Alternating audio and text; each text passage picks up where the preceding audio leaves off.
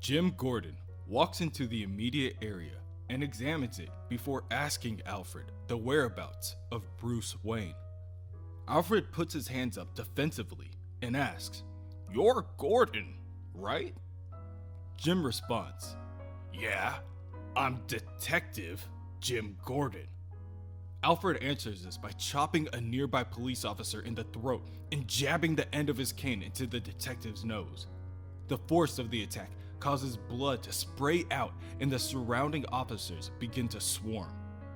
Alfred attempts to fight each officer off one by one, yelling, "I told him not to trust these bloody police!" Alfred is only able to last a short while until Detective Gordon incapacitates the butler by shooting him with his taser. Within Mayor Jessica Dent's office, Bruce and Jessica continue to share a moment of blissfulness before Bruce is grabbed from behind. The aggressor pulls Bruce by the hair, catching him off guard, and then jabs Bruce across the chin. Bruce falls to the ground, and as he looks up, he sees District Attorney Harvey Dent saying, "Hey Wayne, stay the hell away from my sister!" Bruce is walked out of the mayor's office and taken in for questioning, much to her displeasure. Jessica makes sure before he leaves, she pulls her brother aside and lets him know just what is on her mind. Alfred is arrested. He is escorted to a nearby police car as detectives Gordon, Bullock, and the rest of the officers scan the manor for any evidence leading back to Answers Incorporated. All they find of any substantial worth is a steel suitcase. The detectives attempt to open it, but when they are immediately unsuccessful, they decide to bring it in with them down to the precinct. And somewhere, in a small workshop, the Riddler's machinations are complete. "It's time," he says, "for one final riddle." Later, at the police station, Alfred silently sits behind the bars of a small cell. He attempts to not wince when the open air touches his newly blackened eye. His brief solitude is interrupted by a familiar voice. "What happened to you?" Alfred looks over to see Bruce smirking back at him. "Me? What the hell happened to you?" He motions to the scar on Bruce's forehead. "Jessica and I were in her office talking about the case, and things happened, and Harvey Dent saw us." Alfred leans his head back on the stone wall and says, "Good for you, boy." "But," he adds, "why aren't you behind bars too?" "I didn't hit Harvey back." "Bruce, you do know Gordon came to the manor. He must have figured out what we've been doing. I told you that you couldn't trust him." Bruce raises an eyebrow and says, "Gordon and the others didn't come to the manor because of Batman, Alfred. The Riddler left a trail from the accounts of his victims that pointed to me." "You? Why?" "I think he knew Jessica came to me for my help somehow." "Or maybe he knows." Alfred's face becomes serious. "You need to go." "I'm not going anywhere, Alfred. That case with your new suit that Lucius gave you, the police have it here, Bruce. And those locks are only going to keep him out for so long." In the front office, Jessica Dent continues to try to reason with her brother.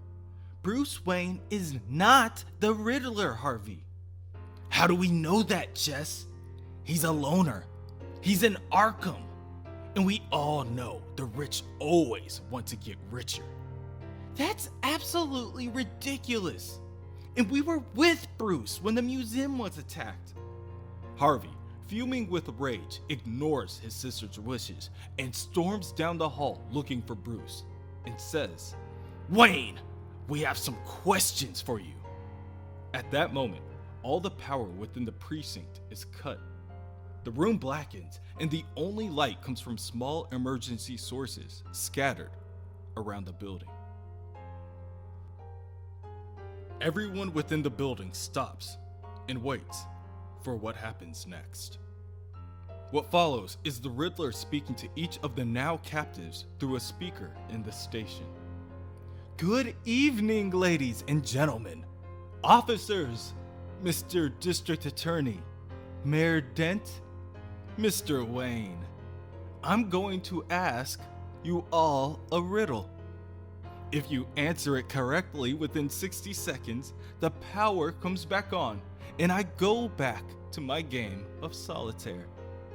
But if you get it wrong, the entire police station will be turned into rubble, and you all with it. Before I ask my question, however, let's make things interesting. You see now, this will be a true test of concentration. Out of instinct, Harvey Dent grabs his sister and pushes her behind him to shield her from any incoming harm. The two detectives mirror the action by standing in front of the district attorney and prepare for the worst. The sound of clicking tumblers rattled throughout the corridors. Then, they hear the sound of men laughing and sliding metal as the inmates are released from their cells. "Hey, Maroney," an inmate calls out to another. "Gates are open." Maroney, a man who had just seen the district attorney in court not so long ago, yells out that the others need to leave Harvey Dent to him. "Stay behind me, Jessica," Harvey says while extending an arm in front of his sister. Detective Gordon yells out, "Everyone, keep the mayor safe!" And then the inmates attack. Jim Gordon and Harvey Bullock go back to back and begin to take a couple of inmates down to create some space. Other officers aren't as fortunate. One officer is overpowered and incapacitated by the mob, and a criminal eagerly pats down the officer's body in search of a weapon. The criminal removes the pistol from the holster and aims it at an unsuspecting Gordon. Alfred attacks the criminal in his blind spot and breaks his arm before headbutting the criminal in the nose. The criminal drops the weapon, and immediately two more inmates run over and tackle Alfred against a wall. "That all you got?" Alfred asks, struggling to get free. A third inmate walks up, picks up the pistol, and places the butler in his sights. Suddenly, Batman appears. Bruce had taken advantage of the commotion and snuck into the police lockup, removed his suit, and started dispatching the rioters. Batman leaves a trail of wounded and bloody men in his wake while swinging around a fire extinguisher in a frenzy. "Batman?" the Riddler questions. Once again, he is caught off guard at the Crusaders' unexpected intervention. "You're here? Well, this is a nice surprise. You can play too. There's a criminal in a cell wanting to leave, but there are no windows or cracks in the wall. He has no tools, and the door to his cell is 5 inches of solid steel, but he still escapes. You have 60 seconds to tell me how." Batman doesn't immediately answer. He is more consumed with the task at hand of dispatching the now rioters. 59 seconds, the Riddler chimes. "Batman, the answer!" Detective Gordon begins, but Batman tells him, "The door wasn't locked, but it doesn't matter if we answer it. He's going to blow up the precinct anyway." Harvey Dent grabs onto his sister's arm and tells her that they need to get to the roof. There is a fire escape that can get them to safety. But Jessica is frozen and at a loss of words as she watches Batman and the two detectives jump from one opponent to the next. "Come on, Jess," he says, now ripping at his sister's arm. "Bruce is down there. Alfred. And we'll get help once I get you out of..." Harvey opens the stairway door and is immediately greeted by a shiv piercing his abdomen. Harvey looks up and sees the criminal, Maroney, stating that he is cutting a new deal. Literally. Two of Maroney's cohorts join in. One grabs Jessica, the other Harvey. The goon takes his free shots at the DA and beats Harvey up pretty nicely as Maroney produces and lights a Molotov cocktail. Flames begin to dance from the open bottle in Maroney's hands as he holds the makeshift bomb into the air. "Screw you, Dent!" he yells in joy as he slams the glass bottle on Harvey's face, shattering the glass and spreading the fire. Jessica cries out her brother's name as he begins to howl in pain. She's able to wrestle herself away from the man grabbing her, but the smell of burnt flesh is already bellowing through the area. The district attorney writhes on the ground as his skin bubbles and pops. Smoke sizzles and is produced at unimaginable quantities. Batman sprints over and tackles Harvey before wrapping him in his cape. The lack of oxygen kills the flames, but the damage has already been done. Jessica's mind shatters at the sight of the deformed face of her twin, refusing to open his eyes.